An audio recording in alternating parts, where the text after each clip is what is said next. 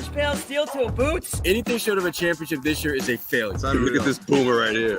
You've just got so much talent here. Somebody said we need to apologize for Jalen. Can I close it, John? What are we apologizing for? What did we say? What did we do?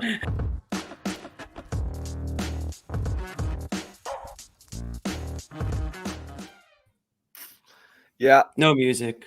No music. It's not a Kill music it. show. Cut it. Cut the music. The big bad Warriors still rearing their ugly head in Boston, man. The Warriors flew. I can't Strikes stand. again. I can't stand. I'll tell you this, though. Different than past Warriors losses where they made the Celtics look like the worst version of themselves. This was just a good basketball game. Warriors made more plays in the fourth. Warriors just made more plays in the fourth quarter than the Celtics did. They lose. Literally more plays. They kept getting opportunities to make more plays. Yeah, Looney and those putbacks, that was just backbreakers. Backbreakers. Yeah, sucked. Just grab the rebound, man. Freaking Draymond airballs it, put back. You know, like hard. The next possession, back-to-back putbacks. That's a killer in a game like this. Sucks. Yeah.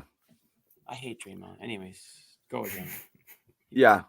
Everyone wants me to play the hits. No, I'm not doing it. I'm not getting all into it. Because here's the thing is, for a period of time, it did look like it because the Warriors do have, the narrative of this game coming in was the Jason Tatum revenge game. Oh, he's going to drop 50.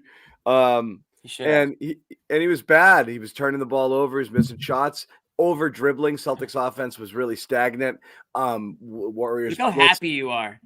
Shut up. It's a whole thing. Wait till I get to the end. Warriors were blitzing. They were dribbling too much. They were dribbling into it. Like I said, was it 10 first half turnovers? Kind of playing into their game. And it did kind of have that Warriors flu sort of feel, which is like the Warriors were just out executing them, playing better on the defensive end, frustrating them, taking them out of their rhythm. It was ugly. Those shots were not a lot of those threes outside of the early barrage where they took that lead in the first quarter. Everything after that was not earned. It was just sloppy and ugly. And then they got into that great third quarter where they started to move the ball a lot more. Tatum got into his rhythm. And that was just a fun basketball. It was a really fun quarter to watch. Mm-hmm. It was really fun all the way through. So that's why this isn't a rage Warriors game, like where it's like, boy, they really brought out the worst in the Celtics. You're without Jaylen Brown, which allows them to blitz the hell out of Tatum, which puts pressure on everybody else to make plays. And they did, which was kind of cool. So, for a while, we'll hear from everybody. We're going to hear from the Celtics on the podium. Joe Mazzulla, Bobby, and Noah will join us as well. And we'll get into it. So, guys, where do you want to start on this one? I mean, you can always start at the end with just kind of what killed them. But what's your kind of primary takeaway off of this game, Sherrod? Like, okay, it's a loss. Does it bug you? What are you walking away from this with? It bugs me. It bugs me because this was a winnable game, and this was a team that, the way that they play in many ways, they're looking to jack threes just like you are. And the one thing that they exposed and we've talked about this a little bit, but the Celtics transition defense needs some work. Golden State was getting out way too easy in transition off of makes and misses that just shouldn't happen. It just should not happen. And I thought the Celtics put themselves in a precarious position time and time again in the first half where they just weren't set defensively. And so that was my biggest takeaway, that the Celtics transition defense is a problem. They have to get better than what we're seeing now. Yeah, I mean, all eyes for me were on Tatum, obviously, to start this one. And, I was glad that Kerr got booed by the fans when he was announced. I thought they did what they needed to do there. Thank you to the fans in attendance for doing that. But it sucks because, the Warriors get the last laugh, and the Celtics blew them out, I think. They blew them out last year in Boston there. But tonight it was a different story. And John, you touched on it. Some shots from Tatum tonight that you'd like to have back. Definitely. I know he said that a few games ago. I'd like to have 8 of those 3-pointers back. Tonight, it wasn't necessarily. You love that one. I did love that one. It wasn't the volume of shots. It was the type of shots. I don't know, at certain points. I mean, the one that stands out to me is, again, probably one of the last ones he took in that fourth quarter. Just like that rushed elbow jumper that was like contested and just didn't need it at that time. And if you didn't watch the game, you'd think that he had a good game when you look at his numbers. Right. And when in fact, you're right, Jimmy. I thought there were a lot of shots that weren't rhythm shots, that were too contested, and frankly, this was one of those inflated Yeah. stat games. He A little bit. wasn't as good as his numbers would indicate. Yeah, kind of an empty calories game. It was where he did get hot there and he had that stretch and he did hit those shots. Yep. Where it did boost those numbers back up. He had a really poor first half. But Jimmy alluded to the play. That was the whole ball game there. Yeah, it was. Tatum earlier, even before that, Tatum allowed himself to kind of get backdoored, I believe, by Curry. But at 108, 104, Tatum gets the ball and really forces a weird shot. He looked like he got caught not only, in a weird spot, but off of one leg and couldn't decide whether he was trying to bank it or shoot it straight on. And he kind of backside rims a real ill-advised shot there with the Celtics down 4 and was about 44 seconds to play.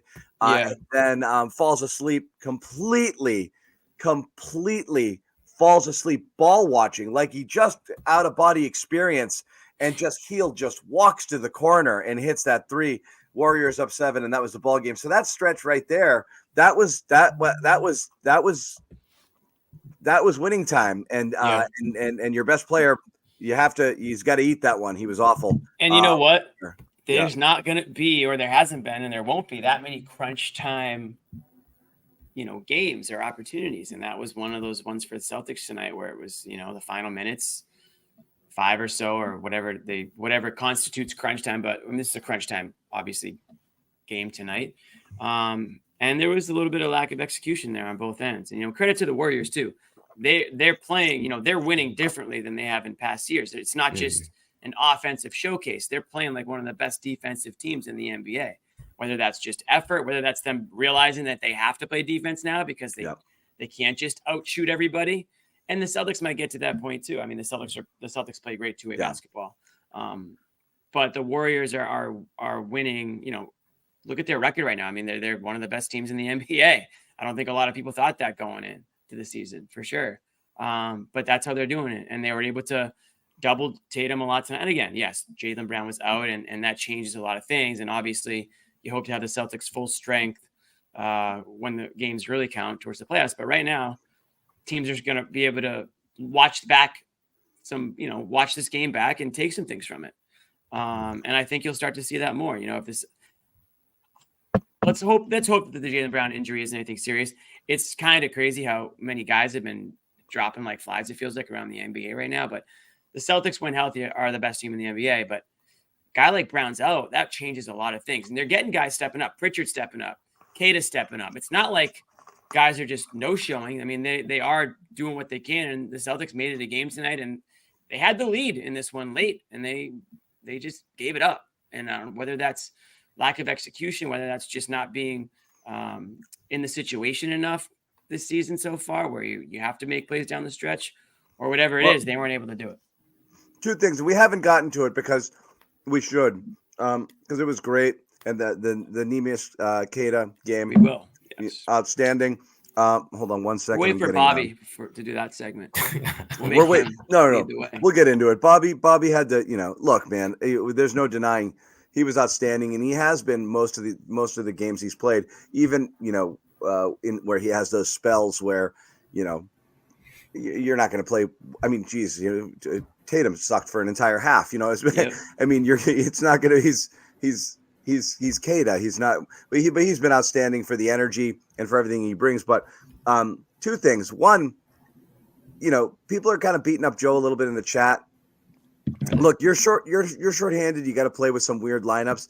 When you're down, a couple of starters, it's going to change your rotations. And it looked like this. He really didn't think Tillman had a place in this game, and I probably agree. Just because the Warriors are just so fast. Yeah, where would he play?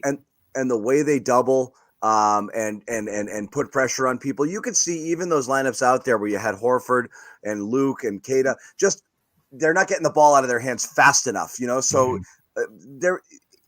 people are beating up Joe, but I think you had what you had tonight. And when you removed Queta from the rotation, you tried to sneak Walsh in, but that was your bench tonight. You're down a few players. You're down a couple players. There's not much else you could do. But you look at that fourth quarter.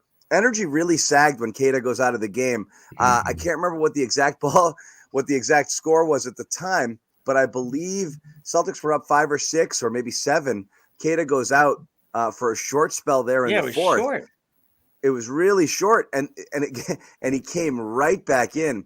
So I think it was, I'm looking it up right now, 95-88, I believe, when he comes out. And when he comes back in is 97-96. So like they had made up some ground. That was only a 2-minute stretch there during that period. So he really was the energy they really kind of cratered a little bit there, which was interesting that was the case. And really, there was about a 4-minute stretch there in that fourth quarter where it went 15-7 Golden State. And that's just kind of how they got there. That led to the healed 3.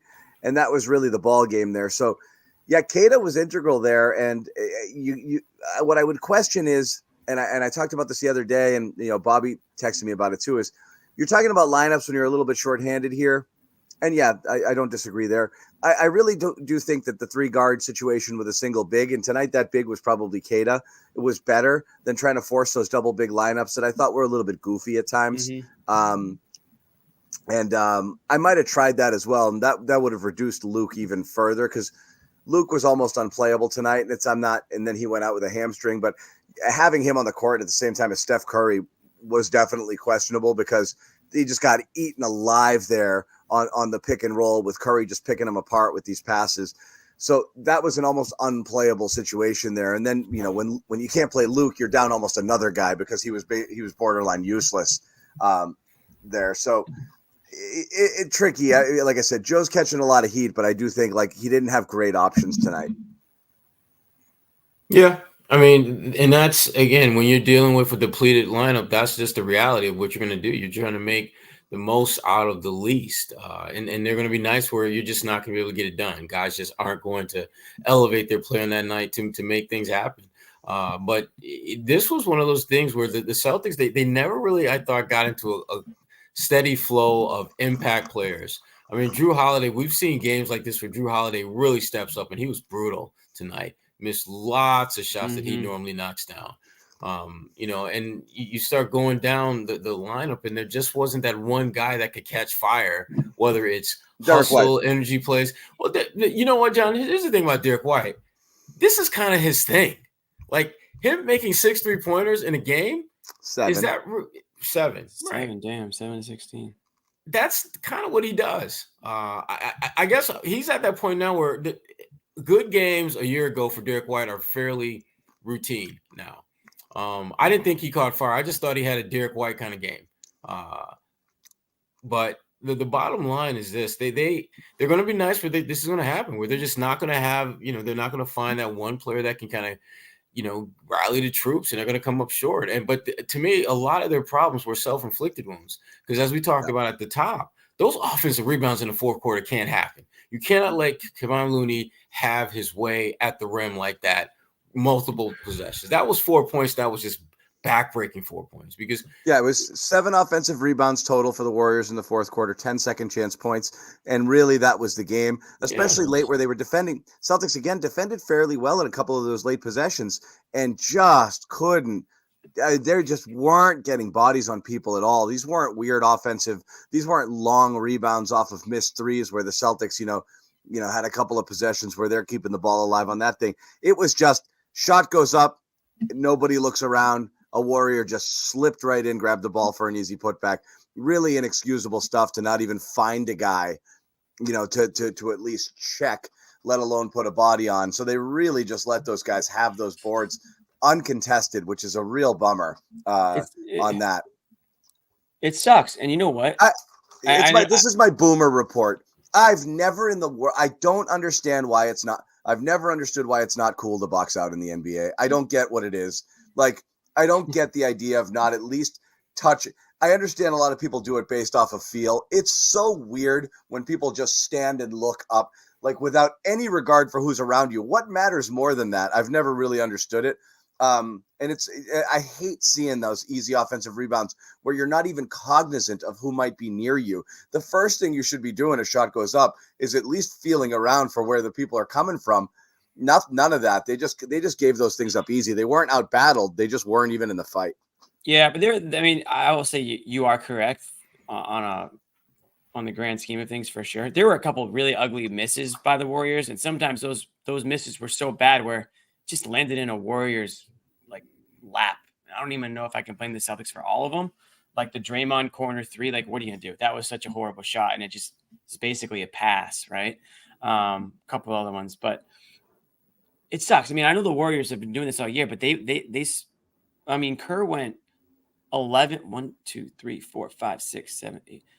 11 guys in double-digit minutes tonight. 11 guys, and that's what he's been doing. He's been going deep into his bench, and he's got a rotation of 10, 11 guys. But the Celtics got to take advantage of that situation when you have even Brown in or not. If you have that much talent in your starting lineup, and Kerr's going 11 deep, you can't tell me that there isn't a big talent discrepancy with the Celtics being favored in that direction. And they didn't take advantage of it tonight. And I agree with you, John. Queta. There was a stretch when Queta was in the game in that fourth quarter where I can't imagine there was a single Celtics fan not on their feet at what that guy was doing. Grabbing boards, blocks, dunks, catching alley-oops, offensive rebounds. He was doing every little thing imaginable to pump life into the Celtics team. Did he need to come out of the game? I don't know. I mean, I can't imagine he was – did he need to come out of the game at the point that he did? I mean, I don't know. Maybe. I guess Joe thought he did, but the guy was a plus 13 tonight on a game that they lost by however many, and pretty much everybody but Hauser was a negative. Yeah, he was great. So, I mean, he was unreal, and I would have probably just left him in the game. These guys are professionals. On the topic of those rebounds, here's Joe Mazzulla. Stretch there, you guys gave up a lot of offensive rebounds and second chances. What was happening there? How did you guys get lost on the boards? Yeah, I mean, when you have an alertness to Curry, being in shifts, trying to stop him as a team, they do a good job of cutting behind you. I thought one was off an air ball, one was off a block shot, and I thought the healed one was the toughest one. I thought the other two were a little, 50-50, but that's what happens. Defensively, what did they do differently? They did some different things, and how did you see it? And what kind of test was this for you? Yeah, definitely. I mean, they're physical, so they force you to fight for your space. They have active hands, so I think in the first half they got a ton of deflections. They were able to get some stuff there, but I thought we did a better job of handling the physicality in the second half. And just have to again, we talk physicality is just as much as defense is offense. So it took us a little while to get adjusted to that. Once we did, we executed really well, and then it just came down to a couple possessions at the end. No, our crash rate was higher in the second half, so we just didn't do a great job of crashing in the first half as we did in the second half. Crash rate in terms of schematically the crash rates are, or is that a matter of? You're muted, John. Can't hear you. Yeah, he's still. Sorry. Crash rate. Crash rate, yeah. Gonna crunch those numbers later. All right. I mean, what did he really say there? Not much. I wasn't listening, honestly. Yeah, I mean, I don't give a crap. Nothing groundbreaking. I wish I could have those 30 seconds back. I wouldn't have played that bite, but it is what it is. Yeah. It is what it is. Confirmed that they did not grab the Yeah. rebounds. What the stats said, they didn't grab rebounds. Okay, good. So they didn't, but yeah, so a couple things just because the chat's going there, and I want your guys' opinion both on did Tatum have a good game or a bad game, and did Joe do anything wrong? Because people seem to have differing opinions on each of these things. We will discuss that in a little bit. We do need to tell you about one of our sponsors here on the Garden Report, and that, my friends, is Built. Built, baby. And hold on while I pull up my Built copy. Built. Yeah. What's that, Jimmy? Just said Built. Built. Okay, so listen up, renters. Do you ever feel like you're stuck in this loop of rent payments, watching the money vanish into thin air? Of course you do. Time to turn that rent game around, start earning some serious rewards. That's where Built comes in. We've been there. We're burning cash. It's frustrating, but Built is there for you. Built Rewards has figured out a way to make rent more rewarding. Say goodbye to the money bonfire. Hello to a renter's revolution with Built. It's breaking ground as a neighborhood rewards program. Hooks you up with points on your rent. There's honestly no reason not to do this. Every month you pay. Why not get the points? Get the points. Every month, pay your rent. Watch the Built points roll in. Use those to take a vacation, put them towards a hotel stay. 500 airlines on board here, 700,000 hotels and properties where you could transfer these points. It just makes it, you're spending this money, apply it to something. Use those points for fitness studio classes, whatever it is, or you can pay rent hassle-free through the Built Rewards app. Rent Game just got a major upgrade. Built Points consistently ranked the highest value point currency by the Point Guy and Bankrate. So again, earn points by paying rent right now when you go to built.com. So join built.com/garden. That's JOINBILT.com/garden. Make sure to use the URL so they know we sent you. Join built.com/garden. And guys, we say this all the time with our sponsors. When you support our sponsors, they love us, and that makes us love you even more. So check this out. If it's something you're kind of interested in, it really is a big help for us when the sponsors know that we sent you somewhere. If you are at all interested in it, take a peek at it. It is really cool. Sign up, give it a try, tell us what you think. But again, check out Built. There's a lot of good reasons to do this, for you. If you are kind of stuck in one of those rent cycles, why not? Back to the game, and let's talk a little bit about Jason Tatum. Tatum, before the game, Steve Kerr. Okay, the big story, Steve Kerr. This was one of my, if I get into this, I'm going to lose a lot of people. So I'm not going to go all the way there, but Go there. Go there. I dare you. I'm not in that. I'm not in that. Are you scared to lose some people? No, I got nothing but love for people tonight. But I'm just saying, this whole Steve Kerr had an agenda, blah, blah, blah, blah, blah, blah, blah, revenge. I was never super into it. I think Steve Kerr made a coaching decision, and Celtics fans didn't like it, justifiably. And Jason Tatum didn't like it, also justifiably. I've got no problem with people having beef over the fact that the player didn't play. I don't think it was motivated by any sort of, he's trying to get in his head or there was something nefarious going on there. He made a judgment call, which all of us disagreed with. Done. But it got built up into this, Tatum's going to have a revenge season, and when they play each other, he's going to put up a 50-burger and blah, blah, blah. Okay, it didn't happen. It doesn't matter. Tatum came back. He had a tough first half, but he came back and he had a Tatum-y sort of game. Here's Kerr. He knew he was going to get it a little bit. Here's Kerr talking about the Jason Tatum situation, having benched him on a couple of occasions in the Olympics, and talking about here coming back to the Garden and what this was going to kind of be about. Have any regrets? His pregame? Yeah. Yep. We can't control the story, so I mean, that's this job. I mean, I tell our players all the time, the NBA is incredibly popular, and there's a reason it's so lucrative, and so part of the deal is you're going to be in the story, and so that can be tough. And I thought,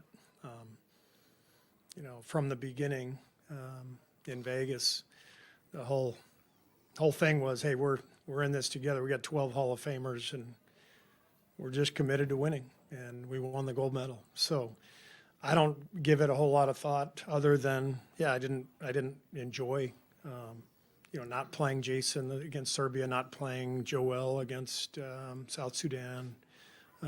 Those are not fun decisions, but our guys were all amazing. They committed to each other. They committed to winning the gold medal. They brought the gold home for their country.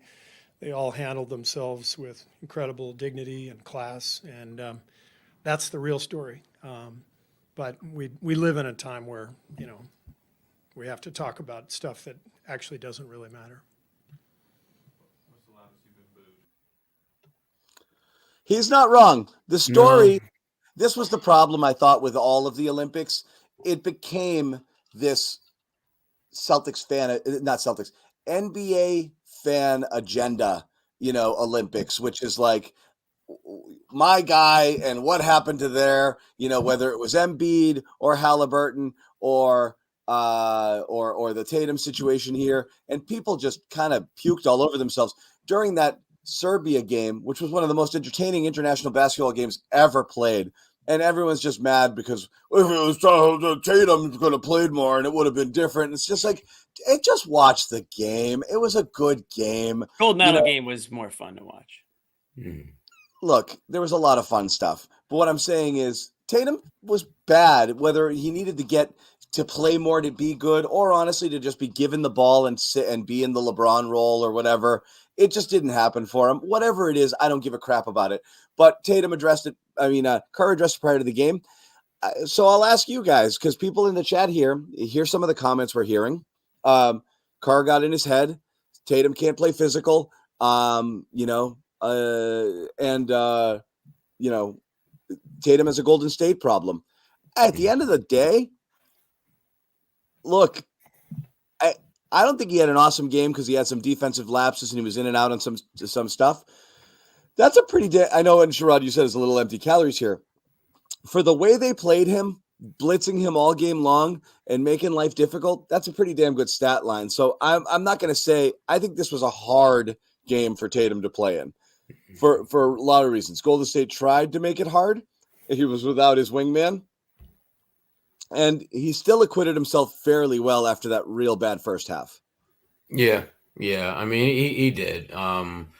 And that's what the great ones do. I mean, coming into this game, the best first quarter scorer in the NBA is Jason Tatum, giving you 13 and some change. And you go back to this game, really, it was Derek White that carried the load early on. I think Derek had like 12 of their first 14 points or something like that. So there's still a lot of self-discovery that this Celtics team is kind of going through now, figuring out really who's going to be their core group to get them over the hump and win the championship. Because, that bench unit that the Celtics have is even though a lot of the pieces are the same, they have added certain skills to their toolbox of talents. And now teams have to accommodate for that. But the Celtics also have to accommodate for that. Guys are just able to do more things, different things. And I think sometimes that means Tatum doesn't do as much as he's capable of doing because he's trying to make sure everyone else is involved and engaged. And, sometimes, you just want Tatum to just say, look, guys, I'm going to take a lot of shots tonight because I think that's what we need to get over the hump tonight. And he just there's just too many games where he's just kind of leaning on his talent and not really executing the toughness that we know he has in him. So was he not tough? Because again, people here are talking about it a little bit, where, shying away a little bit from physicality. I thought I thought early on. There were moments early on, I thought. Yeah.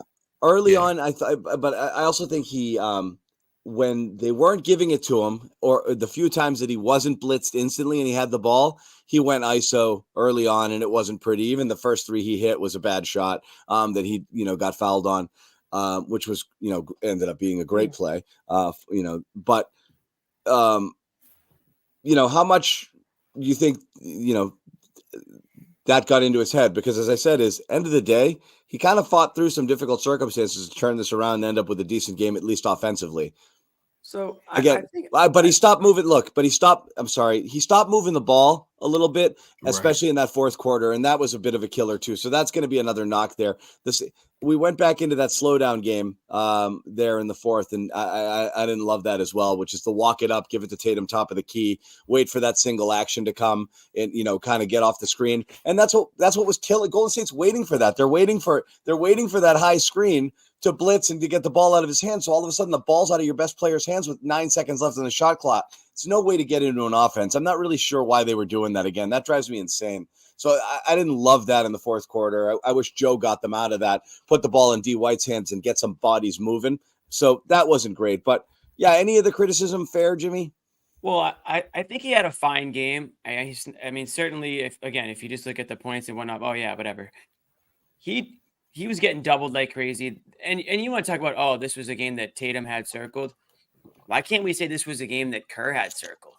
That Kerr wanted to make sure Tatum didn't go off on him because they did everything they could to prevent it. I don't think Kerr gave a shit. Well, John, I don't know. It seemed like he gave a shit. He had guys running at Tatum. That's how everybody plays him.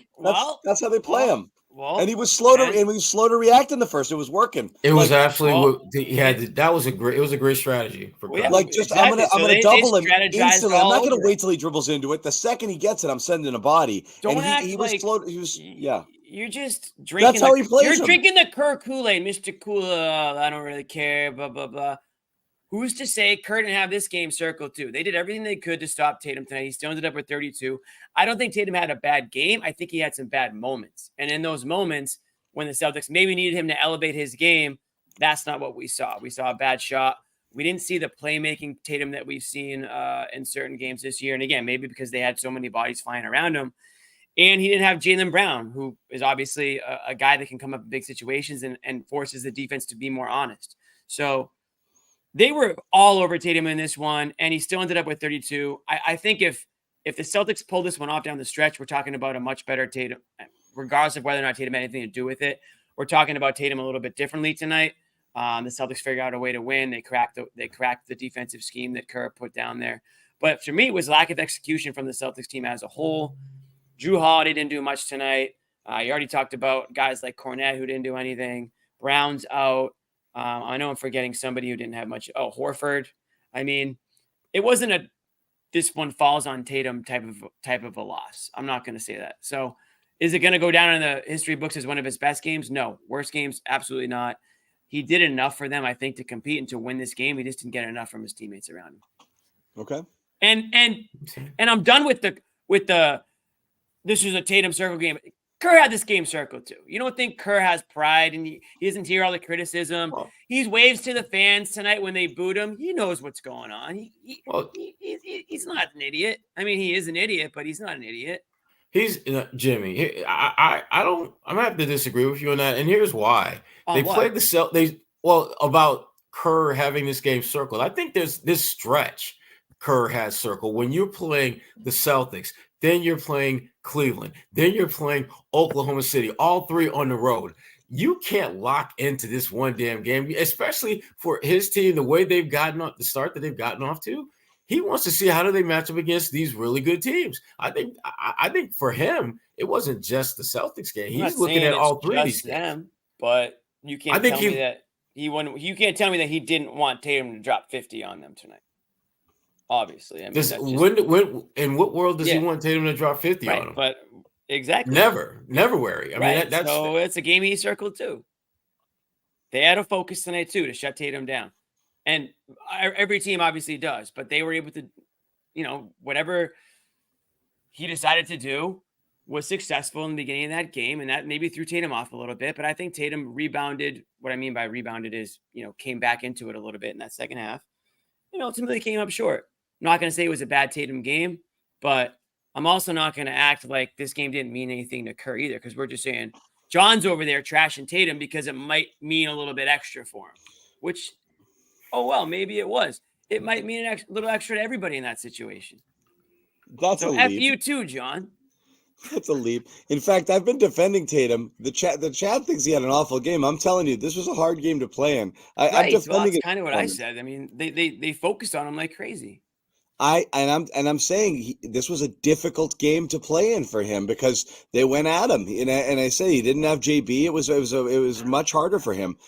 So no, I'm not trashing him. I'm trashing fans for making a big thing out of this. I said earlier, I don't blame the fans either. I think I'm not trashing it. I'm trashing them for being so upset that they couldn't watch the Olympics and enjoy the games because they were so bogged down by their agenda and what Kerr was doing and turned it into some weird fantasy about it being personal. It's like the Jaylen Brown conspiracies. Like that stuff was ridiculous. But Tatum has every right to feel snubbed because he's got pride and he's an athlete. He's one of the best players in the world. And if he doesn't ever shake Steve Kerr's hands again for the rest of his life, fine, so be it. Like I heard he didn't tonight after the game. I think that's what the broadcast said, and I didn't see it happen either. I was watching to see it happen. I saw Kerr and White. I saw Kerr and Holiday. I did not see Kerr and Tatum, and that's fine. I want more of that. I want more hate in the NBA. These guys are all buddy. I don't need to see that all the time. But if you're a Celtics fan and you're pissed off that Tatum didn't play in the Olympics or was embarrassed, don't forget, this was a bit of an embarrassing offseason. They tried to make Tatum embarrassed this offseason, John. They tried to embarrass him in the NBA Finals. They tried to embarrass him in the Olympics. I'm talking about the haters, by the way, the trolls, of which there are many, tried to embarrass Tatum and make him out to be a loser, even though he won a gold medal, he won an NBA title, and he's one of the best players in the NBA. And Celtics fans have to defend Tatum because nobody else is going to do it. So I say to Celtics fans, I salute you and don't change because if you don't defend Tatum, trust me, nobody else in the NBA is going to. So I'm fine with Celtics fans. That being said, if you couldn't enjoy the Olympics, then that sucks because it was an unbelievable Olympics. And it's the only time where you can actually feel good about cheering for these NBA guys who typically you wouldn't cheer for. Like you can hate LeBron for 82 regular season games and all the playoff games, but you shouldn't hate him in the Olympics. Same with Curry, go down the line, Embiid, whoever. It was a blast watching those guys do their thing. Now we can go back to booing them when they step foot in the TD Garden. I love it though. This is my favorite team to play. Like I think these games are incredible. They're always fun. They're high energy for teams that obviously you play in a finals. That bad blood's going to carry for a little bit.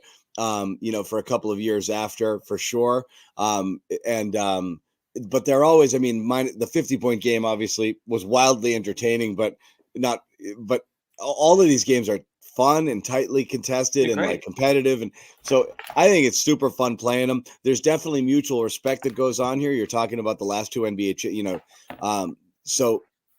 good, not the last, but two of the last three NBA champions.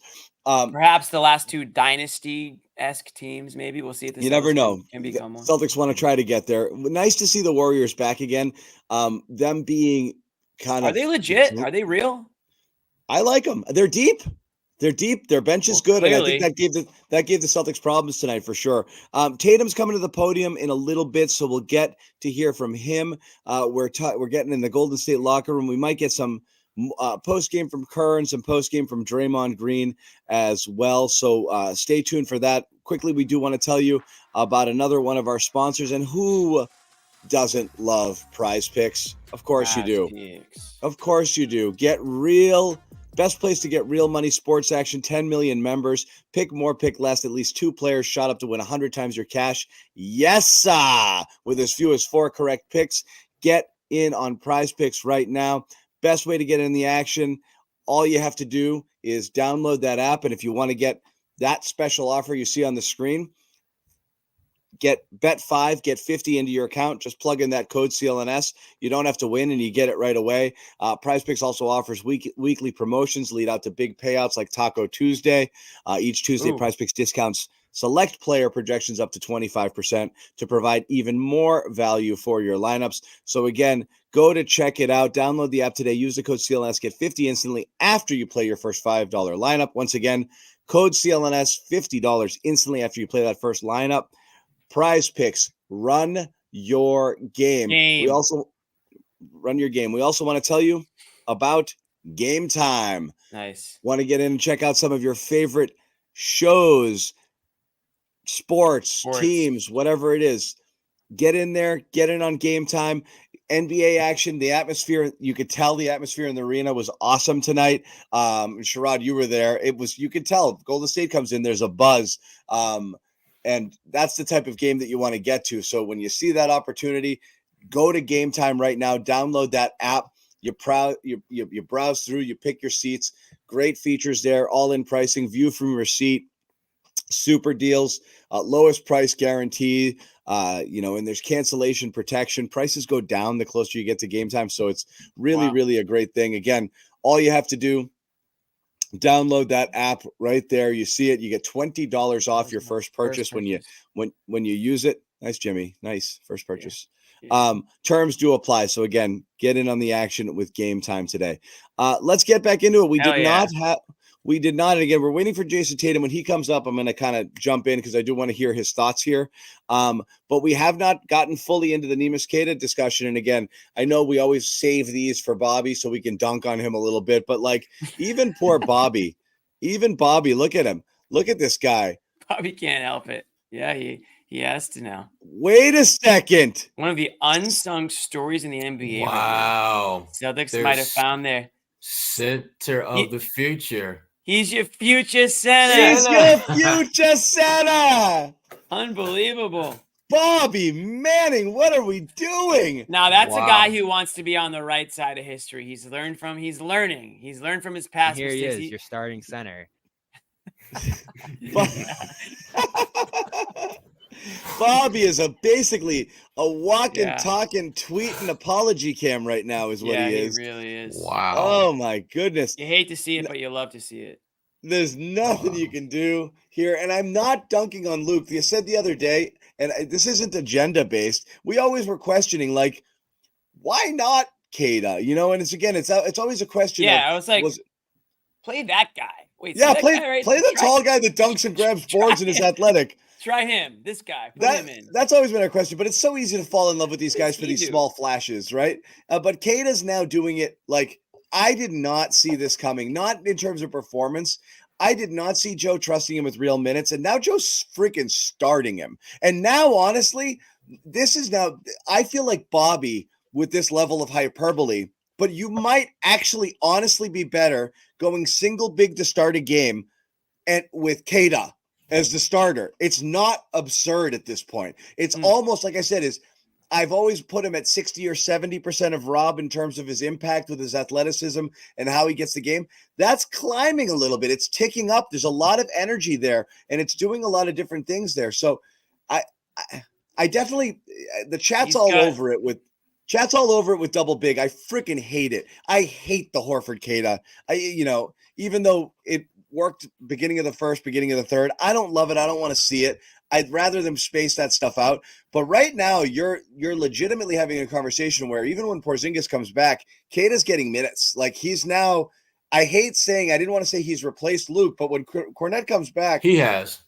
When Cornette comes back, when Porzingis comes back, that might be lights out for poor Luke. But I mean, this is a revelation, and now that you've seen it a few games in a row, you got to kind of, when do you start to feel like this might be real? Are you there yet? Nah, I'm not there. Not there. Okay. But I'm getting there. And the thing that Kid is doing that you gotta love is that he's finding ways to impact the game in more than one way. He was a one-trick pony for the longest time, and now he's showing a little bit more diversity with what he could do on the floor. And the Celtics they need that. His ability to alter shots, his ability to block shots, scoring at the rim, scoring close to the rim, not getting in foul trouble, which was something that was just a major issue for him early on. You're starting to see the weaknesses of his game are looking a little bit stronger, and the things that were already fairly strong are even stronger now that he's playing more. So I think Joe is way closer to having all-in chips on Queta as his future center. I'm not there yet. I'm not there. I mean, listen. I mean, I don't even need to think about when we say future center. I'm not quite sure. Current center. Yeah, he's your current center, and that's really he's your current center. All we have is today, boys, and today, Queta is your starting center. Okay, and he's doing everything he needs to do to stay on the court. And Bobby Marks, ESPN analyst guy, ESPN. He's saying that he's putting Queta on his under $3 million honor roll. Safe to say he's on the honor roll, meaning he's basically one of the best bargains in the NBA this year. And if Wick still had signing authority, Queta might be signing the max tonight if he still was able to do it. He's on the phone with Dad right now, begging hey, for Dad. Dad, his name is Nimi, and he's Nimi. really good. He's adorable. Can I keep him? Please, can I keep him? Please. Dad, are you going to invest or what? But that might not be the case. But for Nimi, I'll tell you what, the next contract he signs is going to be a hell of a lot bigger than the one he's got now if he keeps this up. It's not just tonight. This isn't just a flash in the pan game. Last game, we were talking about him for a while. He almost had another double-double last game. And when this guy's in there, he's straight up energy. People want to say, oh, the Celtics aren't tough enough or Tatum's not tough enough. When Queta's in the game, you don't need to be as tough. Queta's going to be your tough guy in there. He's going to go up with authority. He's going to go down with authority. He's got a big body. He's not afraid to use it. He'll get into your face. No one's messing with Queta. I'll tell you that right now. And Steve Kerr pregame knew who Queta was. He could not. This is not a joke. Steve Kerr could not remember Cornette's name. Literally, that was funny. That was funny, but I felt kind of bad. Somebody in the maybe it was you, Sherrod. Somebody had to tell Kerr what his name was, and then Kerr had to go on and act like Cornette was just. He's gotten really better. He's really improved. Yeah. Yeah, now that you know his damn name, yeah. It's like I'm not even gonna say what Queta it's has like, already made Luke slowly but surely a Yeah. forgotten man. Damn Steve Kerr doesn't even remember his name. Come It's on. like two girls at the bar and like the friend is there, but you're not really interested in the friend. But TMI, Jimmy. Yeah. TMI. anyways, Kate is that guy right now, man. And so Luke's nice. people are gonna know Luke's got a great personality. Yeah, he's nice. He's Luke nice. has a great personality. Luke's but Kate, nice. Kate is the Tell me the about head, Luke. the head turner. Yeah, He's nice. Nice. He's nice. yeah, he's funny. He's funny, which he is. Great sense of humor. Really smart. Yes, Great Lord. personality. Two sad girls at the bar. yeah, Luke's right here. But anyways, Queta Sorry, Luke. is we're seeing Luke's it the before our best. eyes. I honestly love the guy. I do too. We're seeing it. Yeah, he's committed to the bit. Luke is committed to the bit. Yes. We're seeing it before our eyes, and I know Sherrod's not quite there yet, but I think Sherrod obviously sees what's going on now. But sure, we don't know if it's gonna last for game 82. Who knows? But put it this way: I have no reason to believe that it won't, because what Queta gives you, he can continue to give you. It's energy, it's hustle, it's effort, it's his size. He's not doing anything that he can't do the next game, right? I mean, he's not playing out of his skill set, Sherrod. It's not like he's all of a sudden found this 3-point shot that we don't expect him to keep. He's doing everything in the paint. He's just playing hard. He's grabbing boards. He's giving them second chance opportunities. He's extending plays. He's giving, he's dishing the ball back out after he grabs it. I mean, why can't he keep doing this stuff? And they don't have anybody like him. Luke isn't that guy. Horford's not that guy. They don't want it. Like, Horford doesn't want to be that guy anymore. He wants to stand at, that's fine. They don't want him to be but Queta is that guy. And so they're going to keep playing him because they don't have anyone else to fill that role. It's not Tillman right now either. And that's the thing. I said the other day, I think Tillman completely played himself out of the rotation. Then he got some minutes the other day. But I mean, I said it game one. I'm not like looking for the victory. It's Tillman's your 10th guy. But like I even coming off the offseason where I think, he was one of the guys who had a procedure. Fine, maybe there's a little ramp up. He didn't look right at all. What are we doing? That was me. My bad. Oh, okay. John, you were chomping earlier. Nobody called you out. No, I was moving some stuff. That was my bad. John. Tillman, Tillman looks awful. Yeah. I mean, awful. Leave Tillman alone. He's just trying to I know. I'm just saying. Trying to go home tonight. I feel bad. I feel bad. Oh, Jason Tatum, here we go. I'm going to listen to some Tatum. Coming to the podium. Revenge game. All right. What? And it's gone. It seemed like they were, everybody's talking about how physical they were in the first half. It seemed like you were frustrated. You were taking some shots that maybe you don't normally take, some long twos. What was it that they did? And how were you feeling like you reacted to it in the first half? What changed?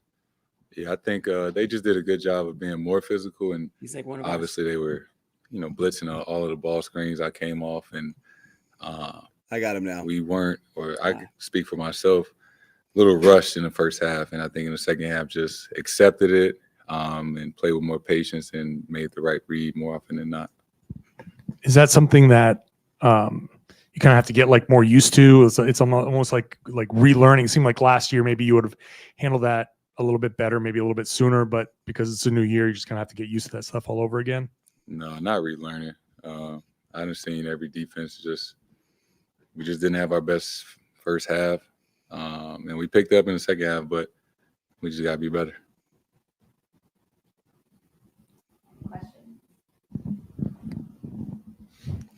Jason, seems like you want to put the drama around the Olympics behind you.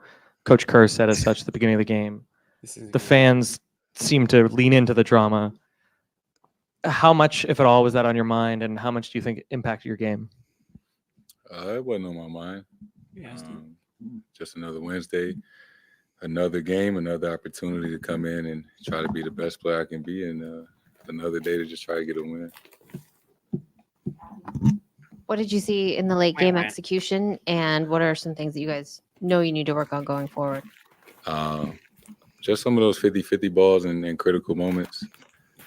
Me not inching out on the three for Buddy Hield. The air ball that they got the rebound and tip in. You know, I blocked Steph's shot. They got the loose ball and made the layup. You know, just in those moments, we know we got to be better, and we have in the past. We just didn't make enough plays on that end at the end of the game. Joe mentioned some of those offensive rebounds at the end being 50-50 balls. And like you said, you just mentioned you blocked a shot, drops right to Kevon Looney. When it's sort of, I don't want to say fluky, but when the ball sort of bounces the wrong way, is it easier or harder to like grapple with the fact that that kind of like You just said it was fluky, my man. I mean, some of those were controllable, and that's, I guess, tough. But it's part of learning from it and being better in that next game. Jason, you mentioned before that after the Olympics, people were in your ear telling you how you should react, what you should do, what you should say. What have you been telling yourself? Like, what's been going on in your mind in terms of just kind of everyone pointing to this game and you downplaying it? I mean, do you truly feel that way? Did you hype yourself up? How have you taken yourself through this process? I mean, that's part of this job. That's what I've been dealing with my entire career. People want me to be, louder. People want me to be meaner or whatever. One thing about Jason is, like, I'm always going to do what the fuck I want to do and approach things how I want to approach it and what I feel is sincere to who I am as a person. And not that it come from a bad place. Some people, sometimes it come from a good place, and but people react differently, or it's easy to say, like, if they were in my shoes, what they would do. So I appreciate when it comes from a good place, but like I said, I'm always going to react, respond, approach things the way I want to. And how long have you? I mean, you probably weren't that way at 19. Now being 26, like how did you build that kind of, defense to know and be strong in your convictions like that? I mean, excuse my language, but you just learn to not give a fuck. Like, wow, 2 F-bombs. The FCC. I'm comfortable in my own skin. I'm comfortable with the things I've accomplished. I know who I am. I'm Jason Tatum, I'm bitch. Comfortable with making my own decisions the way I want to make them and doing things the way I want to. Maybe when you're younger, you're very consumed or concerned with pleasing people that you don't know or things like that. This feels like therapy session right now. He's getting some shit off. If I do things the way I want to do it, and I can live with the result. Therapeutic. In every situation. And that's where I'm at in my life. I'm with you, JT. Jason, I'm going to preface this. I'm not trying to twist your words when you say this, but you say this is just another Wednesday. You're trying to get a win. I know you want to win and all of that stuff. In their locker room, they're calling this a statement win. They're coming out with maybe a different kind of energy. Do you sense that energy on the floor? Do you again, I'm not trying to say that you're not trying to bring energy or anything like that, but do you sense like that they're giving you their absolute best shot? They're treating this kind of like a playoff game. You guys have to maybe try to match that every night. I mean, it was a good game between two really good teams. They're better than they were last year. They're having a better start. I would say to their standard, they didn't have a great season last year, and I'm certain that they wanted to come out this year and have a better start and have a better year, and they're off to a great start. I always say, Brad Stevens used to say, every game counts as one, right? You want to win every game you play. We're no different. If we would have won tonight, we still got to play on Friday. We lost tonight, we still got to play on Friday. And that's, the beauty of the NBA. We play 82 games. So you can't get too high or too low in the moment because there's always another game coming up.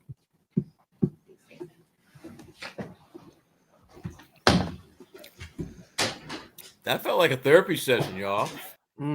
Jason, it felt like he got to get some stuff off his chest tonight. So Yeah, Couple I F mean words. the first one felt organic. The second one was a little performative, but regardless, I Excuse my language, but I'll give the I I'll give don't give a the first F bomb I'm giving an 8.7, and the second one I don't think he stuck it. That's a 7. yeah, it was like Solid 7. Anyway, look, I'll give you this. You know, you ask people to be honest. That's fine. Wow. Someone like my opinion is Tatum actually needs to give fewer Fs. You know, that's the path forward. But when he talks like this, it's obvious that it's on his mind. You know, like it's. And this honestly, this has to be a really hard thing for athletes, right? Like it's got feeling that everybody's wrong in their perception of who you are or what's going. Like it ate Kevin Durant alive for 3, 4, 5 years there. Well, he like, was addicted to the Twitter machine. addicted, but like Tatum is too, and a lot of these young guys are too. So I think that's hard. I really do, to drown it out completely, especially when you think it's completely the wrong narrative that's about you. So Tatum does believe, like, it's kind of like, you guys say this, but it's not, and it's this. And so I'd rather he actually not care, but whatever. I mean, it's, he does. And like you said, Sherrod, bit of a therapy session here. Ultimately, it doesn't matter. I don't think he's out there choking because of the pressure he feels because he wanted to put up 50 on Steve Kerr or anything like that. I don't think it's getting to him to a point that it's, whatever. But I think there are parts in his life where he did get in his own head. I don't think that's a thing for him now. No. I mean, I think he's matured both as a player and as a person to handle that stuff a lot better than he has. And you look at Tatum and just some of his, post-game press conferences through the years, he's good for one of these like every 2 or 3 months where he'll just like be incredibly transparent about where he's at, what he's feeling, what he's thinking. And if there's one takeaway from this presser, it is that, all the noise, the white noise around him, he just does not give a F about that. And if you didn't hear him the first time, he brought it back for an encore. Wasn't as effective. You're right, John. He didn't stick it the way he did the first one. But the point is, he wanted to make that point abundantly clear to anyone and everyone who's listening that he does not give an F. And I think there's a part of him that he's trying to believe what he's saying, but there's a part of him that does care, that cares more than he wish he did. And that's why I think that's why he has to have these like therapeutic moments every now and then where he's just got to put it out there that I don't give an F, hoping that he can convince only one person, himself, that that's the truth. Because I think there are times where he does care more, and I think he does not like the fact that he gives an F more than he probably should. I think that's fair. I don't think he wants to, and I think he's trying to talk his way out of it. Yeah. I think it's still. I don't have a problem with. Listen, I don't have a. I don't have any problem with it. I'm just think. I think he is. No. I think he's still a little affected by it. In terms of he's thinking about it. I don't think it's like I said. I don't think it's making him play bad. But I think he is. He's plugged in to what's being said in the vibes. But so are so many people here. I mean, it's not just him. Durant's still beefing with Stephen A. Smith over stuff. I mean, of course, these guys do that. Like I get it. But yeah, go ahead, Jimmy. Screaming, eh? No, I mean, we always talk about wanting guys who care. I think with Tatum is he just shows it in different ways. He might bottle it up a little bit more than other guys. I also think Tatum, he actually might be too nice though in certain cases. That might be why one of the reasons why Kerr felt he could get away with benching it. It's like it's Tatum. He's a nice guy. He's a respectable guy. He's not going to put up a fit. He's not going to tear things apart in the locker room. He's a good, team player. So if one of these guys has to sit, I'll pick Tatum. Now, turns out that it was an easier decision because Tatum wasn't playing well either. But I think Tatum's personality lends himself to those situations more. Would Grant Williams think a little bit harder than hip check Tatum if Tatum had more of a main streak to him, or if he thought Tatum might get up and swing like some of these other guys might? Maybe. So it might be a part of Tatum's game that, again, it's not him. He's going to be who he is. No one can tell him who to be. Listen, it's gotten him this far in life and in the NBA. Why would you, do a 180 and change everything about yourself? You obviously wouldn't. But no one's perfect. There's probably things about his game he can change or add, or his personality-wise that's going to make him a better player. And he's learning through those things. So whatever it is, it is. I still think that it is on his mind to an extent.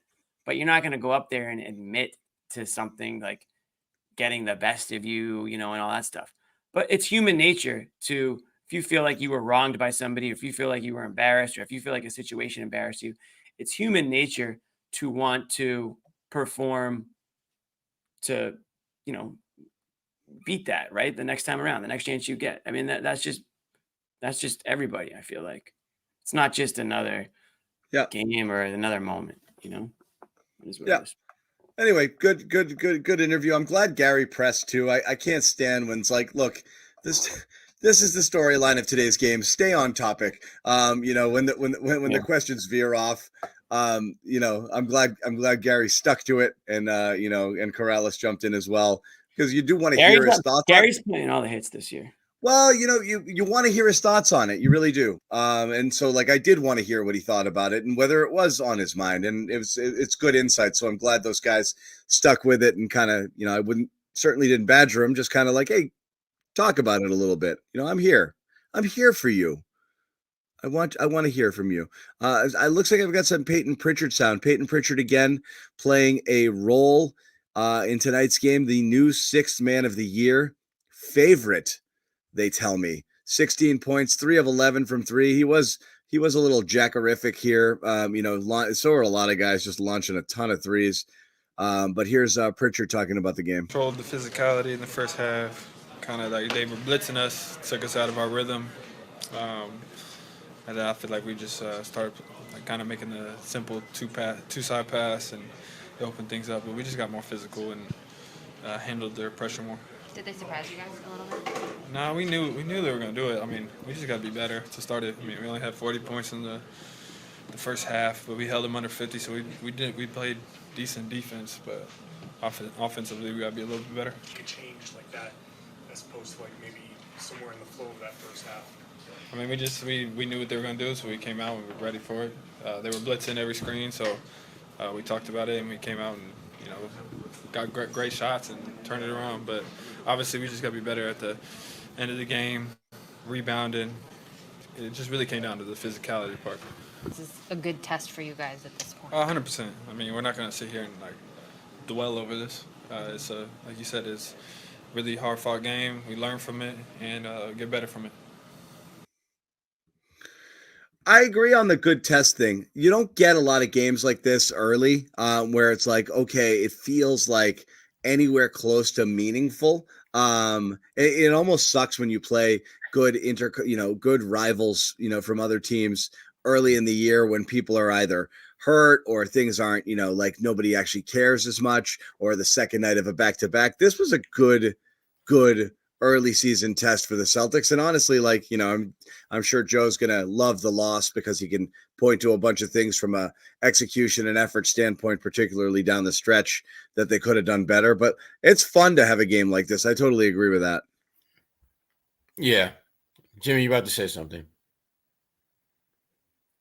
You're muted.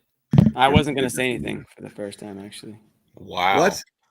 Wow. I agree with Pritchard. I mean, I agree. John kind of said it. He agreed too, but it's not a game. It's a regular season game. Listen, when the Warriors come to town, you always want to beat them. They're a team that's had an X on their back wherever they go for many, many years. And the Celtics are becoming that team too. When they go on the road, teams want to beat them. Opposing fans want to see them beat too. And I think the Celtics are the next iteration of this Warriors team. That's, obviously disbanded a little bit over the years. They don't have all the same players, but it's a good litmus test, I think, for them. And the Celtics, let's be honest, they're going to steamroll more teams than they won't. These close games, these are the ones where you look back and say, how'd you play against this team? What happened in this situation? There's not going to be a ton of them. There hasn't been so far this year. You're going to want to see them. And again, this isn't panic or anything, but you're going to want to see them come out on the winning side in some of these close games soon enough.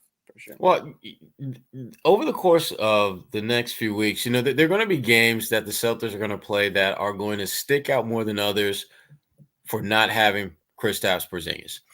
I think about something that Steve Kerr said before the game, and he's right. When he was asked about the Celtics, he talked about how the Celtics can basically play 5 out, where you have 5 legitimate 3-point threats when Porzingis is around. And there just isn't another team in the NBA that has 5 guys who individually are legitimate 40% from 3-point range shooters, have that type of capability. And it's a hell of a challenge to guard. You can't double anyone. You have to respect everyone. And that for a team that has guys who can drive the ball, because they got 5 drivers too. So if you're the Celtics, there are going to be nights where the best version of who you are is going to be needed and required. And this was a game that you don't necessarily have to have all of those pieces, but to not have Jalen and to not have Porzingis against a team like this, as well as they played, the style that they play, you would ideally need to have one of those two. Yep. All right. Let's bring in our crack team. No. Nice. Let's try it again. Crack team. Do you see them? No. I don't see. I think they froze. Looks like they froze. I see them in my preview monitor, but I don't see them when I put them up there. But they're frozen in the preview monitor. They're not moving. Oh, they are? Yeah. They totally are. Okay, we'll wait for those guys. Bobby and Noah, they're jumping in on a different feed here. Okay, they should be ready to go. Guys, give me a thumbs up if you're good. You look good. Thumbs up. That's my team. Couple thumbs. There we go. What's going on, guys? No, I don't want Peyton. Joining us too. I'm playing around with the configurations. Huh? All right, we got him. Don't touch anything. Okay. I'll touch whatever I want, Jimmy. Guys, what's going on? We've obviously talked about a lot of things. So you guys were in the locker room talking about the Celtics and the Warriors. I don't know if you have any takeaways from the reaction that you got from the game tonight. Yeah, I was on the Warriors side and just impressed with how they defended the Celtics in this one. I thought limited Tatum early, forced him into bad shots, and scrambled out there in a way that made things really unpredictable. I was sitting up there with Gasper watching the game, John, and he said something that I think stood out and that Joe talked about before the game is their defense forced the Celtics into a lot of indecision. They had some bad turnovers tonight. They had some shots where they probably should have shot and didn't, and then some shots that they forced up. In fact, a Warriors player in the locker room told me they probably forced the Celtics about 10 threes up here tonight that they shouldn't have here. And, it's still that math game, and it's amazing. And against the Warriors, who invented the three practically, they shot 20 more threes than the Warriors tonight and still lost. So Warriors found a way around the 3-point deficit that we've said teams are struggling to overcome this year. A lot of late big baskets inside the arc. Celtics got a little uneven offensively late, and those 4 minutes, that crunch time period, I thought Golden State dominated after third quarter where the Celtics almost ran them off the floor there. So good recovery. I mean, Noah, tonight at Golden State, I don't know if they're going to be able to sustain this all year. And John, you showed them a lot of respect last year, but with this new look roster, they look pretty well equipped to hang with the Celtics, challenge them. And, who knows what's going to happen months and months from now if both teams could potentially make the finals. But this looks like a really good matchup.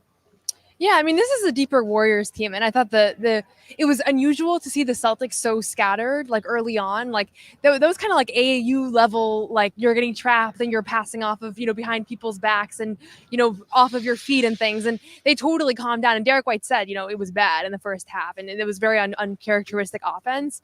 But I think this was one of those games that all the hype, all the Olympic stuff around it was going to make it like, I think everybody was a little bit more uptight, even though Tatum said it was just another Wednesday. I think so. Yeah. I mean, he said it was just another Wednesday. And, he talked about how people want him to get mad and all that. But I think you can't ignore the fact this building had this like extra juice to it. And next time they play, I don't think that's going to be a dynamic anymore. But I think you have to tip your cap to the Warriors' defensive effort here. And at the same time, I think some of the crunch time stuff, like, it was a little bit of like the ball just bounced the wrong way. You don't want to say that that's like the sole reason why it didn't work out in the fourth quarter, but there was a couple like really good defensive possessions that ended up in an air ball rebound. And second one, yeah. And Joe always excuses those. Joe's always like, an air ball rebound or like Tatum blocked Curry in the corner. Like there was a few of those, and that's just part of life. You don't want to be in that position because you don't want it to come down to that. But we've also seen them win a lot of games off of those same kinds of plays too. So I don't think you have to be worried about this one, but it was clear that it had like some extra weight. And I don't know if you guys had the Tatum post game live on here, but I thought that it was interesting that he was able to kind of like step back and reflect a little bit. And he swore twice, which was kind of cool. I know. And it was Very cool. preemptive too. You could tell he planned it like 10 seconds in advance. Yeah. Well, the second one, at least, like I said, Bobby. the first one landed. So he was like, I'm going to try this again. I got a good reaction. It's like when a kid makes somebody laugh, but what were you saying, Jimmy? Nothing. It was stupid. Forget it. That was exactly kind of the point, is they really did get him out of their game because the doubles came so fast and furious. They really did get flustered, and they tried to dribble their way out of the pressure rather than just pass out of it immediately. So they were definitely slow to react to some of those double teams that resulted in a few turnovers. They have 10 in the first half. That was definitely the story there. Then down the stretch, you had the offensive rebounding problems, guys, but you also had just a couple of lapses. And again, not hanging it all on Tatum, but I thought that possession was the most. He had a bad shot with a minute left. Trips down with the most critical ones late in the game. It's 108, 104, and he takes a weird off balance, like pointless floater that was kind of like he couldn't tell if he wanted to go off the glass or try to shoot it straight in, and that just kind of down 4 with a minute left. Is a mid-range a good shot there? It's not really. At that point, you're working for a 3 or you're taking it to the basket and see if you can get fouled. But like beyond that, then he completely falls asleep on Heald on that 3. Just got caught ball watching, stopped moving completely, and then turned around. It was too late, and Heald was just striping it all game, and that's just He's cardinal a nice new sin. dynamic to that team, and a Brett to Pritchard 6-man candidacy. How'd they get? That's all I think of him as. That ended the game right there. Those back-to-back possessions. So not great focus there late, not great decision making. Yeah, and I thought the double big lineup clogged things up for Boston for a lot of this game. They struggled to get away from it. Yeah, this is a bad Cornet game too, and they had him and Horford out there for a little bit. But even the Horford-Queta lineup too, I thought they were trying to figure out where to be on the floor. That's usually been a pretty good look for them offensively. But in this game, it looked like it was clogging up the lane. And to your point, John, about all the help that was coming at them, I think it's a little easier to do that when you can play off Horford a little bit, play off Queta a little bit, just have them hanging around the basket. Even Also, that possession midway through the game, which was like my favorite possession I've ever seen. Queta's just kind of standing around the rim on that play. So this is a game where you missed having that wing. Jalen, of course, the biggest one. The reads are easier when you're more spread out, too. And that's kind of the problem when you're getting those double teams. It's just easier to make that read. And it was just a little clogged up. That double big really does jam up the offensive flow a little bit there because it just creates fewer options. But they were leaning on Queta for that nice little, when they did get out of that double quick, you saw a couple times slipping it to Drew, who drove the lane and threw up a lob or something to Queta. So there was something there when they were able to get moving quickly out of the double, but not enough of that, I think. And again, it is a weird lineup. We even went as far as to say, and again, Bobby, I can't not put this on the screen, so I'm going to put it on the screen. Bobby Manning tweets, hold on. Queta has 10 points and 5 offensive rebounds, plus 18. One of the unsung stories of the NBA right now. Celtics might have found their center of the future. Wow, what a proclamation that is. That's nice. I said that. He was hacked. No, I'm fair. That was electrifying tonight. I think you're overcompensating. What he did tonight was electrifying. The block on Curry, the dunk over, I think Wiggins or Kuminga in there. Yeah, I mean, this was show-stopping stuff from Queta and game-changing stuff. I thought at times tonight the Warriors looked overwhelmed by him. Yeah, I mean, and Kevon Looney's not the highest flyer, so it was definitely like there were moments where Queta seemed to have a big advantage there. I will just say, just as far as just being in the building, like the building responds to Queta. Yeah. At one point, I looked up and I was like, okay, he only has 6 points and 5 rebounds, but it's like he totally rejuvenated this place with a couple of plays that he had. So even if it's like he had some mistakes that the fans don't really notice, like from an energy standpoint, the bench was going crazy for him. This building was going crazy when he was introduced, when he was subbing out. So like there's that factor as well. But yeah, I think he has to be a continued plus here through this stretch. And it's why after the Pacers loss, I felt like that was the big story was Queta. And I still feel encouraged by him, even though you see that there's things that he has to work on that he's going to get better at. And I was impressed with the fact that he was even able to guard on the perimeter the way that he was, even though it wasn't always perfect. Yeah. And sometimes he overdid it, but it's like for someone his size with that wingspan and strength, and to be able to do that, it's pretty remarkable. Yeah, and I know I mentioned it to Jimmy in the chat and John. The way he held up early, switching. I mean, they were switching 1 through 5, and he was pretty much in every action. I know he gave up the N1, but overall, pretty remarkable what he did playing on the perimeter, pretty much every play during that open sequence. So there was that big difference. And again, I hate turning these into Queta had a good game, let's bury Cornette. I'm not doing that. But what I will say is Luke obviously struggled. No, you've said it, John. It's Tillman. Tillman's the guy getting buried here. He is getting buried, but Luke's it's a matchup-based game. And again, but in this game, Cornette was really strong. Having Cornette on the floor when Curry was out there was a questionable decision to begin with, I think, by Joe. And man, he just got eaten up in the pick and roll because Curry was just, it's made some beautiful passes down low when the, Golden State had kind of, jumped out to that lead there in that first stint. It was tough to get him back out there. Then he leaves with a hamstring injury, so we'll see what's going on there with that. But, Cornette left tonight.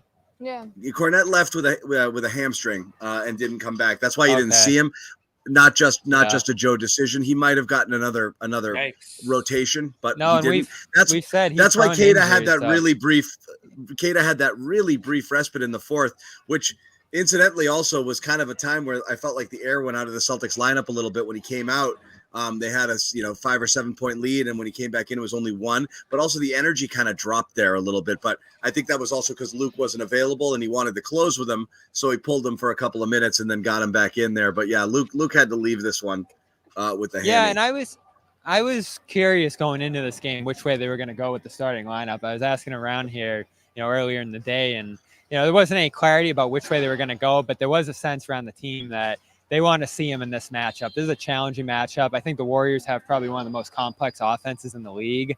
And then obviously you have to account for Curry out there, which I know Joe said in his postgame was a big reason they were getting lost at times. It's just how much you have to pay attention to him. And again, I thought he passed with flying colors. You can nitpick. You can look at some mistakes he made here or there, and they'll certainly do that. But this is throwing him into the fire about as much as you can here. And he not only survived, but I thought he responded well to some bigger minutes here too, which I wasn't sure how that 28 would go, especially minutes with Cornette going down. Yeah.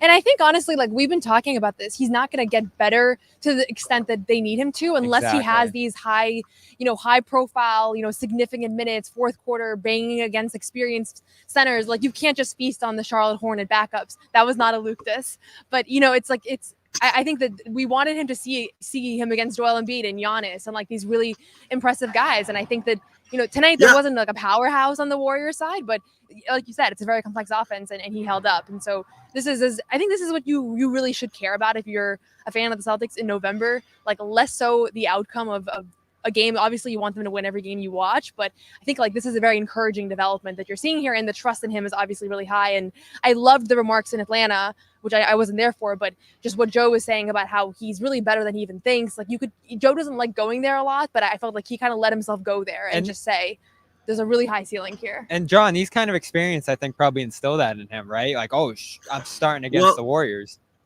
Do you remember a couple years ago when we were kind of having this same conversation with Rob, and there was like the things you're worried what Rob can and can't do, and some bigs and some matchups he's going to struggle against. And he had his first Embiid start, and we were all geeked up about it to see how he would go. And he went out and fouled him like 6 times in the first 3 minutes of the game. And we were like, oh, Rob, chill, dude. But it's again, if you're not going to face the challenge, as Noah said, you're really not going to see what you have. But that being said, a guy like Queta, even the Hornets team or the Hornets backups, is more minutes than he'd been getting. So just ramping him up at all, it matters. And this goes back to what we've been talking about for years with the Celtics rookies or developmental players. You don't play them, you don't see what you have. So again, kudos to Joe. And I've been saying this now for the last 3-4 games, since especially when, using Walsh when Hauser was out as well. Again, Walsh out there too. Just do it. You got to do it. You got to try to develop these guys. You're definitely going to have games where it just doesn't fit them.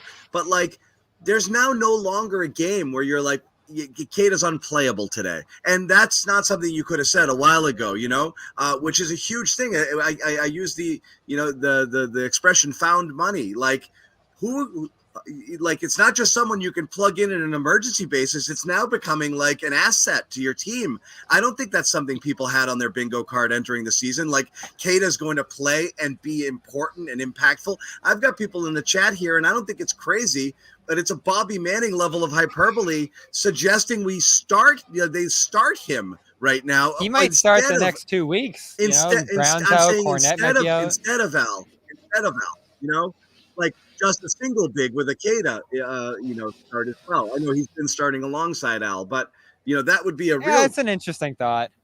I don't know. What do you feel about that? I think Al gets so underappreciated by the fan base sometimes. Like I see people because he hasn't taken a couple shots that they're missing other things that he's doing. Like he's still impacting the game in a lot of ways. So it's a rotation thing though. Like is double big the best look for them? But I'd honestly rather still have Al be the starter here, just because I do think what you're losing with spacing, and honestly, I do think Queta's going to get to the point in his career where he's able to take that mid-range shot, that elbow jump shot, but he's not taking anything right now outside of 5 feet. So it is limiting them a little bit. Like there was a couple moments where I was like, oh, I'm surprised that's not within his approved range. But that'll change in the next few years too. But for now, I still think you want Al out there, even if people think he's looks invisible at points. He's not going to have the Queta putbacks, but there's things that he does from a connective standpoint, from just understanding the system, that I do think elevate this team in a way that's still remains somehow underappreciated until he kind of really goes off and everybody respects him. Real quick, what I'll say, and he's not as good as this player, but I'm getting a little bit of Naz Reid vibes, Bobby. Remember when Naz Reid came on the scene as the bench guy?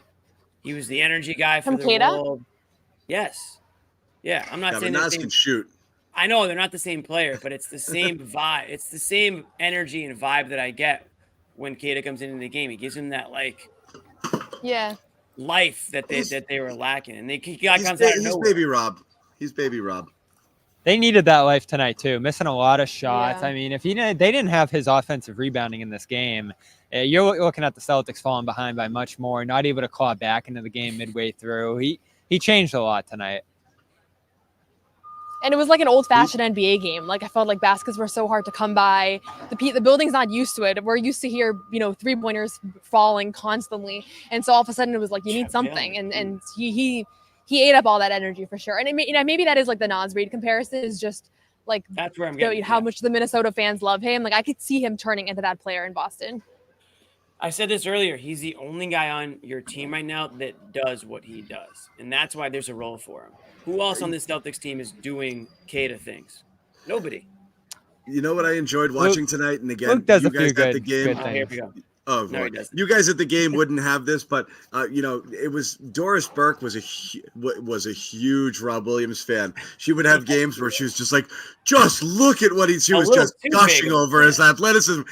I can't take my eyes off this guy, and I feel like she fell in love all over again watching Queta, maybe for an extended period for the first time tonight. Because as the game was going on, she was like, "Oh, Nemus!" She was really getting into it, and I was like, "She sees it. She sees the Rob." She sees the Rob in it. And yes, I was watching the national broadcast.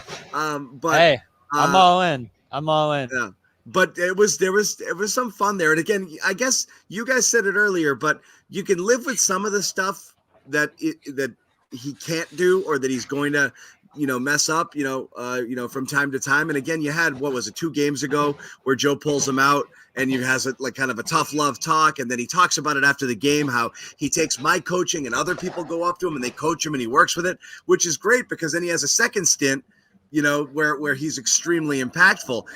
He's doing that now, which is, just something you didn't fully expect. So you can live with, there's the most amazing thing is he's not doing that many of those things, right? It's not like it's it's not like a 50-50 where it's one bad play, one good play. He's not doing that much where it's oh man, he's killing us right now. That's the difference compared to last year, especially with the fouling. Exactly. He's not fouling as much anymore. Good No. point. And John, just to your point about the Doris Burke reaction, I feel like that's kind of how the Celtics fans were last year in Yeah. preseason. Like, do you remember when they first signed him and all of a Yeah, sudden like, he was what is checking in this and everybody guy? was like, Yeah. this is the greatest player of all time. And at that point, he was Everyone still was making. calling for him. Yeah, then. he was We were making like, a lot of "What?" mistakes back then. Yeah. But even so, like, he electrified people. I remember, like, in our like Celtics blog Slack, everybody was like, "Oh my God, who is this guy?" And so that's kind of the first impression, because you realize like he has some athletic gifts that you just don't see very often, and maybe you haven't even heard of him before. So you're like, "Where's this guy been?" I bet a lot of people haven't heard about him tuning in nationally here. So definitely Right. a sight to see Imagine- for people tuning in. Imagine that too. If you're like, you're one of these, you're a basketball fan, and maybe you're not watching every team every night and league passing it, but you're obviously aware of the Celtics and who they're returning and that they're favorites again. And you tune into a national game tonight, and they're like, "Wait a second, they got a freaking center. Who is this guy?" And now you must be like, "This sucks. Who gave him another player?" And I keep saying Pritchard's it, the all of a sudden Kings- sixth man of the year. It's like two enormous things that didn't exist last year. Sixth man of the year, Pritchard, and like he's your starting center. Name is Queta. Like both of those He's your third center right now. But it's crazy to me still that the Kings gave him away for JaVale McGee, who I don't even remember playing that much for Sacramento last year. And this, again, I know you guys don't believe me, but I was his biggest supporter when he got here. Two-way guy with this kind of skill set. Yeah, it's really intriguing. And as much as I love Luke, and I still believe in Luke, and I think this team will here, I'm willing to sacrifice some of his minutes to, as Noah's and you guys said, invest in his growth, push him into these kind of opportunities, and just allow him to grow on the fly. He can't get better without plans. And it's happening fast here. It's really exciting, especially for a team that doesn't have a lot of new/exciting developments this year. And we don't have any information on the Luke injury, but I wouldn't be surprised if he misses a couple of games here. I feel like knowing his injury history, those kinds of like strains and things, he's probably going to miss a little bit of time here. And I wouldn't be surprised if Nimi extends his minutes even further with Luke out potentially. Obviously, KP's out. Al's still going to have a light load. Like, he's going to be really important here for this stretch. They're getting a little thin too now if Luke's going to miss some time here. Let me Don't ask move you guys back a quick in the mix. question. Let me ask you guys a quick question, because the chat's been wanting a perspective on it. Your thoughts on the challenge and how that went, the ruling? That was a tough call. And The Derek White one? Yeah, they had to do it for the points that you were going to swing the game on there. And it was, a 5-point game. So you're going to pull within 2. When it's that late in the game and it's that many points on the line, you got to go for it. And I guess, did you guys get the explanation on the broadcast? Because it was kind of the foot on the screen they were looking at too, in terms of cutting White off there. And then he does make contact with Curry's leg on that play. So I understand. Well, White said it was Kevon Looney that like pushed him. Yeah, Looney they were stuck saying his leg out is Looney what it looked like, and initiated redirected him. so yeah. Yeah. It was a tough call to overturn. Yeah. Whatever Derek White says goes. And White I was feel mad like on the floor. and the way he reacted I think on the the floor, and then broadcast the way he thought kinda, it was like, going the doubled other down. way. Yeah, I think the broadcast thought it was. I going thought the it other was way. going to stand. It was tough, especially like White comes around the screen and was a weird falls play. under Curry's landing space too. And I think that's what Curry was saying to him after. I don't think that was an awful call, especially what they called on the floor. Fair enough. I think White talked about it post game, but I didn't see the reaction there. But he said he believed Looney's screen knocked him off balance. So he was just kind of reiterating his case there, which is That was a big play, big call. that was a big play. Yeah, yeah. But great all right, game. I mean, this was playoff level. Final thoughts from you guys. Like, does the loss bother you, or it's just shrug your shoulders and move on? Keep moving. No time to dwell on this one. You weren't going to go 82-0 at the beginning of the season. So, and Well, they Golden already State screwed that up. Yeah, Golden State played a better game, and this is what happens when a team does that. So, no, nothing to get freaked out about. I mean, I'm not going to lose my sleep over it tonight, although I am sick. Shout out me for fighting through it for the show. I'm gonna Thanks, sleep Jimmy. But it Good bothers job, me Jimmy. to an extent because it's the Warriors. It's the team out west. You play them once at home and that's it. We won't see them again for another year. I like to always try to beat that team specifically. So it's a little annoying. If you're a Celtics fan, it's not just a game where you're like, oh, well, it's a loss. Like you want to beat this team. Draymond, annoying. Kerr, annoying. Curry, one of the best of all time. Just good to like beat them when you get an opportunity. So a little bummed, but on to the next one. I don't know if I would like to real quick hear what Bobby and Noah thought of Tatum's performance overall, because I don't know if we Yeah. really got a lot Chat was torn on Tatum. Ends up with the 32 points, but there's some people that were a little bit hard on him today. I think more good decisions than bad. I think more good decisions than bad ones from him. And working back from a slow start. Bobby's reporting from inside the hurricane. Yeah. I'm in the eye of the storm. We're in the same environment. It doesn't look like we're in the same environment. Is there a producer in your ear? Because I think. No, I'm trying to hear you guys.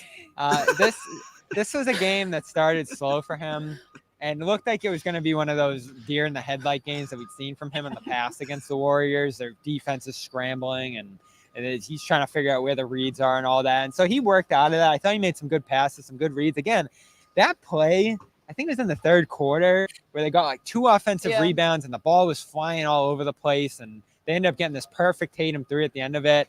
One of the best plays I've seen from them covering this team, really. Like, that was unreal. They played 30 seconds of offense. They're all over the glass, and I thought he had a good game. Not a great game, but a good game, an acceptable game in a spot like this, especially shorthanded. The lineups hurt him. The lineups hurt their offense clearly here. This is the game where they really felt Jalen's loss, and who knows the last time they lost without Jalen. They had been on that long string of wins without him there. So I feel like he performed fine. Yeah, no, they didn't. So I'm okay with this loss. And even the Warriors, talking to everybody on their team after, were like, this is great, but they're missing Porzingis and Brown, so it doesn't mean a ton. Yeah, no, I mean, I think with Tatum at this point, like 32 points on 10 of 20 shooting, such a slow start, such an uncharacteristic for this season, first quarter. And we were thinking, like, he's been averaging double figures in the first quarter and then really having a hard time adjusting there. But I think once he adjusted, he really controlled this game as well as you can hope for. Third quarter was so massive. And honestly, like, credit to the Warriors, because that third quarter would have buried most teams this season. Yeah. There was so much energy in this building. They were making so many plays. Tatum was hitting everything. And then obviously, like, they just kept making plays to stay in it. So there's another world here where the Warriors make a few less plays. And it was really like the stories about Tatum's third quarter. And so I give him credit for that. And ultimately, like, I'm sure you guys talked about this before we jumped on, but this was really a game where you feel Jaylen Brown's absence, and especially in transition, like, he really changes this team's complexion as a transition team, and you just didn't have as many plays like that. And so he'll add a welcome dynamic for Tatum. And there was a little bit of early flashes to the finals in 2022 where you're just realizing, like, he's pressing, they're putting so much energy on him. Suddenly Andrew Wiggins is looking like an all-NBA defender. And I think that he recovered really well from that. So you have to be encouraged that it wasn't like, oh, just a bad game. Yeah. And he looked like totally frazzled by this blitzing and everything. And it wasn't that, I'll throw this out as a small point too. I felt like this was the first game where a team really emphasized game plan, called out Pritchard, and they were able to control him too in this one. So what they did defensively across the board was pretty impressive here. Pritchard dribbled too much, and I think that hurt him a little bit there as well, because that wasn't the way to beat that. You saw when things finally got going with the team, they were just moving it better and moving their bodies more. When they were trying to dribble their way out of some of the pressure, which Pritchard does because he dribbles the hell out of the ball, they were able to kind of throw him off. So their whole rhythm was off. I know the Bull Gang's hard at work there, so you guys are going to have a hard time hearing us. We are going to wrap it up. It is pretty loud, I will say. Yeah, we're going to wrap it up anyway. We've been going a bit, but make sure you subscribe and you follow us on YouTube, and then check us out on Twitter as well. And you want to read up on everything Noah is going to write for Celtics blog and Bobby for CLNS Media. As we said, subscribe to CLNS Media on YouTube and our All Access channel. And also, Jimmy, did we fix it? No! Same lower third, but we have changed it. Still summer. It feels like summer. Yeah. I think we have it here. Yes. Banner 19. Go to shop.clnsmedia.com. Use code banner19. 20% off your merchandise. Right, Jimmy? And Jimmy's in the lab right now. There's stuff coming. You're muted. Damn it. All right. Sorry. You didn't hear me scream when you put the wrong banner up then? This was your moment. You didn't hear me scream when you put the wrong banner up. We did not hear you scream, No, we're working on some winter gear items for the merch store, so be on the lookout for that. And we still got some hard hats. We want to get the hard hats in the garden, guys. Yeah. Bobby, where's your hard hat? Never got one. What the? Jimmy, I'm gonna add another promotion. Okay. You wear a hard hat in the garden. You take a picture of yourself and you send it to us. We're going to give you an extra 10% off merch in addition to the 20 on the code. Okay. Yep. And So do Bobby that. will sign. And if you go over to Bobby, he will sign I'll your sign hard it. hat. Yeah. He'll sign it for He'll you. sign it. Yeah. We did some man So- on the You gotta street get tonight. We're Noah gonna a get back hard out there. hat, I and do more saw of that. You got some angry Celtics fans. Steve Kerr disrespected Tatum. He disrespected him. That was an epic boo pregame. I love everyone just kind of like inhaled and it was it was awesome. thunderous. I Yeah. appreciated that so much. We need more of that. We need more of that. Honestly. Of course. Yeah, no, I mean, hate when it comes to sports, bad guys and villains are great. And so if you want to make Steve Kerr into one, great. I still think that Warriors rivalry, is real, even though they only see each other twice a year. You can I tell hope the that Warriors can hang in there. you can tell the Celtics fans want to win these games. You can tell they were jacked up. The energy and the atmosphere was different tonight. You could tell they were really bummed out that they didn't come away with it. And now they can't wait. People can't wait till the rematch because you love to beat the Warriors or something about them. They were the gold standard for all those years when the Celtics were up and coming, and they would always play. You remember even before the beat finals. you. You'd have those games where Kerr would be like, that's the best team over there. Those guys give us the best matchup. So it feels like Celtics have been aspiring to be the Warriors for so long, had that chance, lost to them in the finals, then won it. And that's who they want to be now. They want to be the Warriors. And that is kind of there. So I love those teams getting together. It's always a super fun game. So again, thank you guys for hanging out with us on the post-game show. More stuff coming out on our YouTube channel after the game. So like we said, make sure you subscribe to that. Friday night, we are playing the Nets. Oh, exciting. Tune in for the Celtics and the Nets Friday. We'll have a post-game show right after that one. Thanks to Bobby and Noah. Thanks to Sherrod. Thanks to Jimmy. And we will see you on Friday. Wait, Amit's got an outro for us, I think. No, he doesn't. He said he was going to work on an outro. He had a phenomenal game. Forfeit's out. I think it's an option. That did not sound like a chair. It was a freaking chair. It does sound like a chair.